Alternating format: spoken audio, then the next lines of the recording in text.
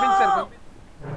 షాబాద్ లో సంచలనం రేపిన 6 హత్యల గురించి రాజ్ కుమార్ అత్త ఏమంటున్నారో మా ప్రిన్సిపల్ కరెస్పాండెంట్ జ్యోతి వివరిస్తారు.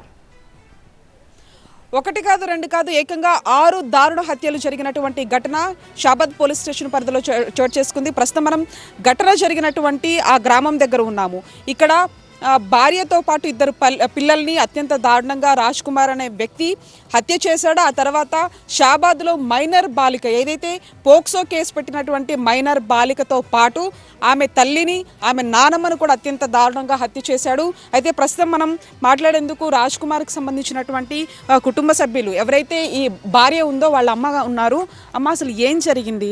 అంటే మీ రాజ్ కుమార్ కానీ లేకపోతే నీ బిడ్డ కానీ పిల్లలు కానీ మంచిగానే ఉంటారా? ఏమైనా గొడవలు ఉన్నాయా? మధ్యన ఆయన లవర్ని చూసుకొని పిల్లతోటి గొడవ పెట్టుకుంటు బిడ్డ.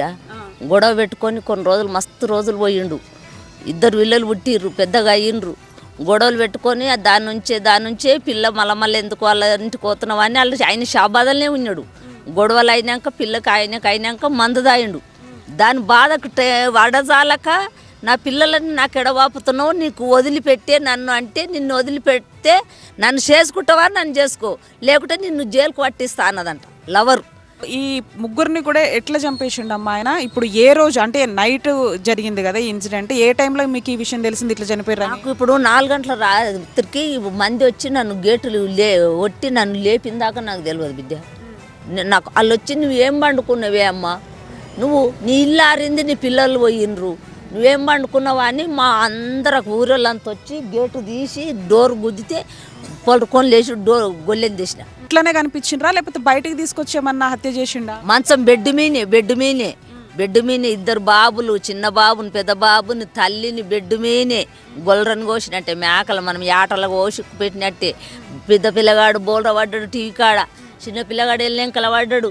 పిల్ల మంచం మీద కాలు ఇట్లున్నదో కాలు డొక్కలేసి పొడిచిండో ఎడబొడిచిండో వేసి పెట్టిండు, ప్యాన్ పెట్టిండు, పొడిచిండు. అది ఎన్ని రోజుల నుంచి గొడవ జరుగుతుంది నీ బిడ్డకి నీ అల్లునికి? నా బిడ్డ నుంచి ఏం జరుగుతలేదు, లవర్ నుంచే అవుతున్నది.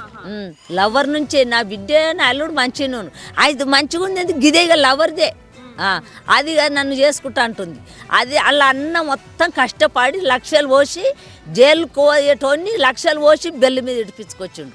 ఇక పసి పాపలను చంపితే కష్టపడి ఇక పిల్లలు తేడవలు ఉండట్టున్నారు జాంపండ్ల లేక. నీ కన్న కొడుకులను ఇక కూనలను చంపితే నీకేమొచ్చే, నా పిల్లని చంపితే నీకేమొచ్చే?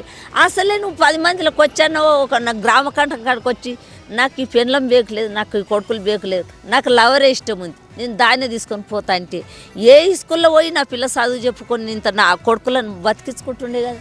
నువ్వు ఇదే అట్లా కూడా గ్రామ కంఠ కాడికి రమ్మంటే అట్లా రాకపోతే దెంకపోతే నేను 10 మందిలకు రాను, నా ఇజ్జత్ పోతుంది అంటే.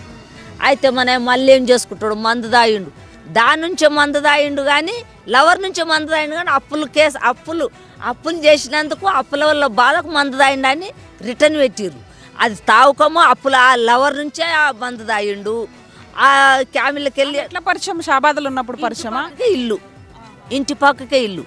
బాబుని ఎత్తుకొనికి వస్తుంటే ఎందుకు వస్తుంది పిల్ల మన ఇంట్లోకి వద్దని నా బిడ్డ అంటే, అరే చిన్నోని ఎత్తుకొనికి వస్తున్నది, చిన్నోనికి ఎత్తుకొనికి వస్తే కూడా పక్కనున్న పిల్లలను రానియవు నువ్వు అని అంటే ఈ పెద్ద పిల్ల అయింది. పెద్ద పిల్ల అయినాక నీ దగ్గరికి ఎందుకు వస్తుంది, నా పిల్ల కానీ నేను పట్టుకుంటా ఈ స్కూల్కి పంపిస్తున్నా, ఎందుకు వస్తుంది అంటే ఆడగిట్ల కసబిస్తాయి. ఇంత దారుణ ఘటనకి పాల్పడతాడని చెప్పేసి మేము కూడా ఊహించలేదని చెప్తున్నారు. ఇప్పుడు ఎవరు అంటే అటు మైనర్ బాలిక కూడా ఒకవైపు హత్యకు గురైంది, వాళ్ళ తల్లి కావచ్చు, నానమ్మ కావచ్చు, పోక్సో కేసు పెట్టినందుకు అటువైపు వాళ్ళని, అంతేకాకుండా ఇటువైపు భార్య పిల్లలను కూడా హత్య చేశాడు. కాబట్టి అతన్ని కూడా అంతే స్థాయిలో కూడా హత్య చేయాలి, అట్లయితేనే మాకు న్యాయం జరుగుతుందంటూ కూడా ఒకవైపు ఎవరైతే 2 పిల్లలకు సంబంధించినటువంటి వాళ్ళ అమ్మమ్మ తన ఆవేదన వ్యక్తం చేస్తుంది. విడుదల వెంకట్ కలిసి జ్యోతి టీవీ 9 హైదరాబాద్.